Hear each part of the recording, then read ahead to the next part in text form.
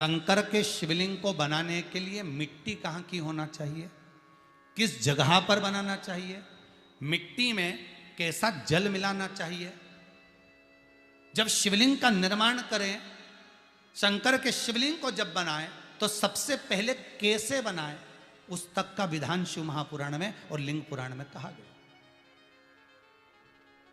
महाराज कहा, क्यारे की मिट्टी हो, क्यारा मतलब समझिएगा जिस मिट्टी पर कोई गंदगी ना करी गई हो, ऐसी जगह का कोई भाग मिट्टी का लाया जाए जहां कोई गंदगी ना करे। शिव महापुराण की कथा कहती है। देखो, पिछले वर्ष के लॉकडाउन से लेकर अभी तक की जो कथाएं आप लोग सुने हैं, उसमें शिवलिंग मट्टी का किस तरह से बनाया जाए और कैसी मट्टी हो और उसमें पानी कैसा मिलाया जाए, कैसा शिवलिंग तैयार करा जाए, उसका विधान वर्णन नहीं कर पाए, परंतु आज कथा निकली है तो उसको सुन लो। क्यारे की मिट्टी, क्यारे की मिट्टी मतलब जिस मिट्टी पर कोई गंदगी ना करी गई हो, ऐसी जगह की मिट्टी को लेकर जाए। और मिट्टी को लाने के बाद थोड़ा पानी का सींचन कर दें, अर्थात घर में लाएं तो उससे पहले मिट्टी को पवित्र करें। अपने घर में गंगा जल रखा हो, यमुना जल रखा हो, सरयू जी का जल रखा हो, उससे मिट्टी का सींचन कर दें। मान लो अगर ये जल नहीं भी है तो जल के अंदर थोड़ा सा इत्र डालकर मिट्टी का सींचन करें। अगर इत्र भी नहीं है तो जल के अंदर थोड़ा सा दूध डालकर मिट्टी का सींचन करें। दूध भी नहीं है तो एक बेलपत्री जल के अंदर डालकर उस पानी का सींचन करें। बेलपत्र भी नहीं है, पीपल का पत्ता डालकर उसका सींचन कर दें। पर मिट्टी पर घर में लाते से ही, ये नहीं कि मिट्टी आज लाए और तुमको शिवलिंग कल बनाना है, तो मिट्टी अगर एक दिन पहले लाए हो, 2 दिन पहले लाए हो, 4 दिन पहले लाए हो, तो उसी दिन जल का सींचन होना चाहिए। ये नहीं कि जिस दिन बनाएंगे उस दिन सींचन होगा। मिट्टी पर पानी का छींटा, सींचन भले ज़्यादा मत डालो, पर छींटा तो उस दिन लगा देना चाहिए जिस दिन घर में मिट्टी लेकर आए हो, जिस दिन लेकर। फिर भले तुम शिवलिंग 15 दिन बाद बनाओ, 8 दिन बाद बनाओ, 10 दिन बाद बनाओ, 3 दिन बाद बनाओ, पर उस समय पर मिट्टी का सींचन उस समय हो जाना चाहिए।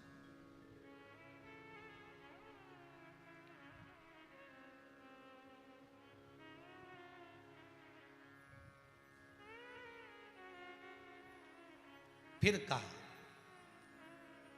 जिस दिन शिवलिंग का निर्माण करो उस दिन प्रातः में अगर आप शिवलिंग बना रहे हैं तो ब्रह्म मुहूर्त में मिट्टी को गला दो।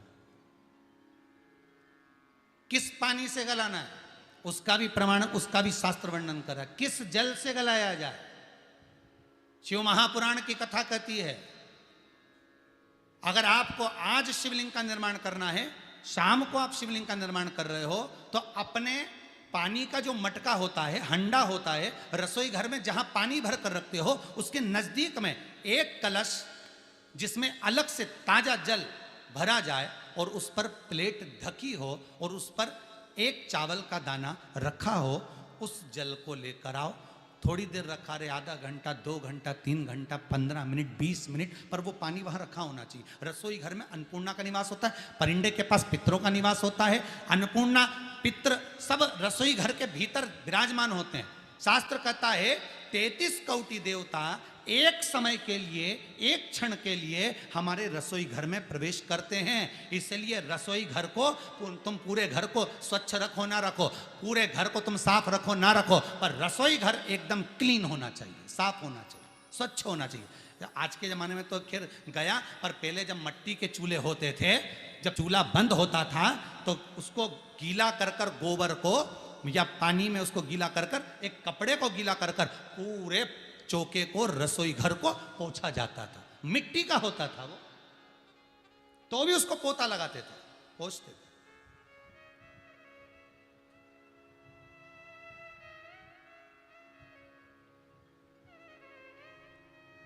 तो पहला क्रम है पार्थिव शिवलिंग का निर्माण। सावन के महीने में अगर आप शिवलिंग बनाते हैं, सोमवार को शिवलिंग बनाते हैं, तो नियम ध्यान रखिएगा महाराज, लिंग पुराण से है ये, इसका नियम ध्यान रखिए। क्या करना है, मिट्टी को लाना है, जल का छींटा देना, छींटा जरूर देना, घर में लेकर आए और जल का छींटा होना जरूरी है। 2 दिन तक 3 दिन तक मिट्टी रखी हुई है, और उसके बाद अगर आपने पानी का छींटा नहीं दिया है और आपने डायरेक्ट मिट्टी को गला दिया और उसके बाद बनाया, तो उसका कोई प्रमाण नहीं। जल का छींटा अवश्य। फिर उसको रख दें, 15 दिन बाद बनाओ, 4 दिन बाद बनाओ, 3 दिन बाद बनाओ, 2 दिन बाद बनाओ। शिवलिंग जब बनाओ तब उस मिट्टी को, जो कलश आपने रसोई घर में रखा है चावल का दाना रखकर प्लेट के ऊपर, अर्थात उस कलश का जल उस मिट्टी में थोड़ा सा डालिए।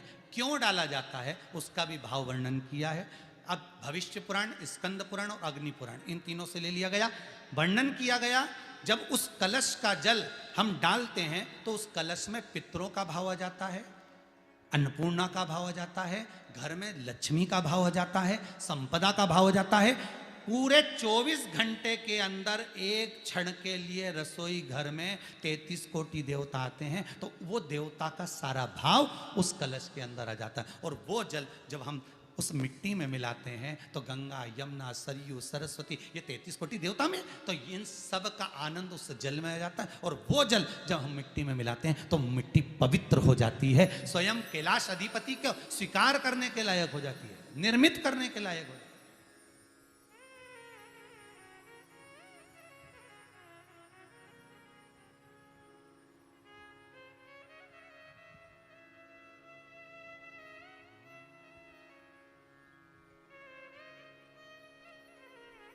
शिवलिंग का निर्माण। अब शिवलिंग का निर्माण कैसे करना? मिट्टी में गला दिया पानी में। सबसे पहले शिवलिंग बनाने से पहले पात्र को, पात्र जो होता है उसके नीचे एक बेलपत्र रखी जाती है। क्या रखना है? एक बेलपत्र। शंकर को झेलने के लिए कोई साधारण नहीं है पात्र जिस पे झेला जाए। स्वयं गंगा शिव की जटा में, और आप शंकर के शिवलिंग का निर्माण कर रहे हो, कोई साधारण नहीं हो सकता। स्वयं आप विदेश्वर संहिता के अंतर्गत पढ़े कि ब्रह्मा और विष्णु, ब्रह्मा ऊपर जा रहे हैं, भगवान विष्णु नीचे जा रहे हैं, तो पता नहीं कर पा रहे कि यहां चरण कहां पर और शीश कहां पर है, उसको जान ही नहीं पा रहे।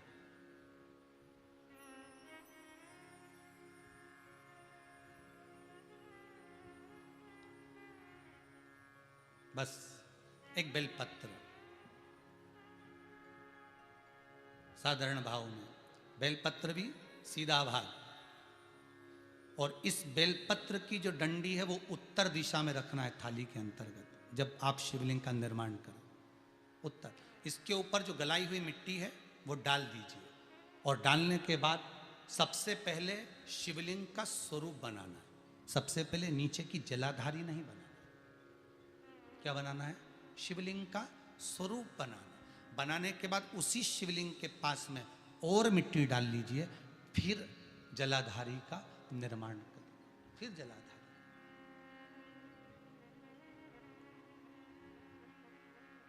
शिवलिंग जलाधारी निर्मित हो गई। शंकर जी का संपूर्ण परिवार शिवलिंग में रहता है, आपको पहले भी कहा। भगवान भूत अधिपति भूतेश्वर, भगवान शिव का संपूर्ण परिवार शिवलिंग में, पहले भी कथा में कहा, आज फिर आपको वर्णन कर देते हैं। जैसे ये जलाधारी है गोल, ये चरण है, ये शिवलिंग है। ये जो गोल भाग है जहां पर भगवान शंकर का शिवलिंग रखा है, ये पार्वती जी का हस्त कमल है। जहां से पानी नीचे गिर रहा है, इसके राइट भाग में श्री गणेश जी का स्थान, लेफ्ट भाग में श्री कार्तिकेय जी का स्थान। बीच में जो एक मोटी सी लाइन होती है जलाधारी में, वो पार्वती जी के सुंदर पुत्री अशोक सुंदरी का स्थान। शंकर जी के ऊपर जो तिकोनी रखी रहती है, उसके ऊपर से जो जल बूंद बूंद नीचे गिरता है, ये जो पानी बूंद बूंद नीचे गिरता है, या आप कलश से जल चढ़ाते हो या आप श्रृंगी से जल चढ़ाते हो, तो ये जो पानी गिर रहा है, ये शंकर भगवान की 5 पुत्रियां, जया, विषहरा, शामरी बारी, दोतली और देव, ये शंकर जी की 5 बेटी, 5 पुत्री।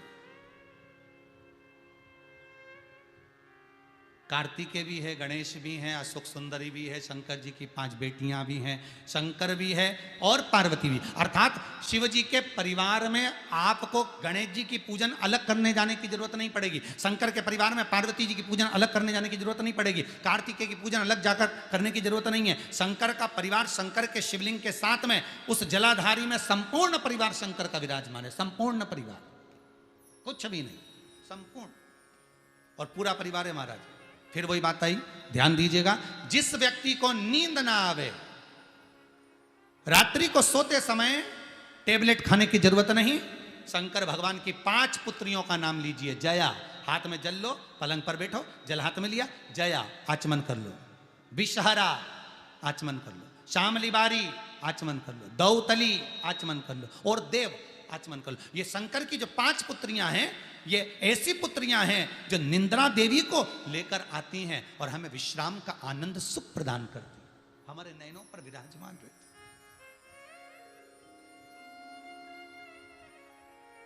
हाँ, यदि विवाह नहीं हो रहा, शादी नहीं हो रही है, बहुत समय से लगन देख रहे हो, शादी नहीं हो रही, बहुत समय से परेशान हो गए कि विवाह ही नहीं हो रहा, हम तो टेंशन में पड़ गए, लड़की 28 साल 30 साल का लड़का हो गया, विवाह नहीं हो रहा, कुछ मत करो। अष्टमी तिथि आए तो अशोक सुंदरी वाली जो जगह है वहां पर हल्दी की 7 बिंदियां लगा दो, लड़का लड़की का हाथ उस बिंदी पर रखवा दो, उसका नाम गोत्र बोलो, उसी हल्दी में उसके हाथ पीला करवा दो और पीपल के पेड़ पर उस हाथ के 5 छापे पड़वा दो, 3 महीने में विवाह पक्का हो जाता है महाराज। उसका इतना, अशोक सुंदरी के उस हल्दी का इतना प्रमाण,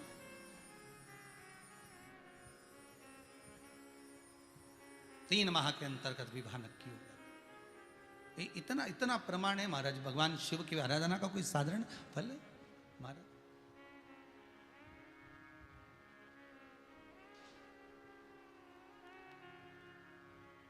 निर्मित करा शिवलिंग।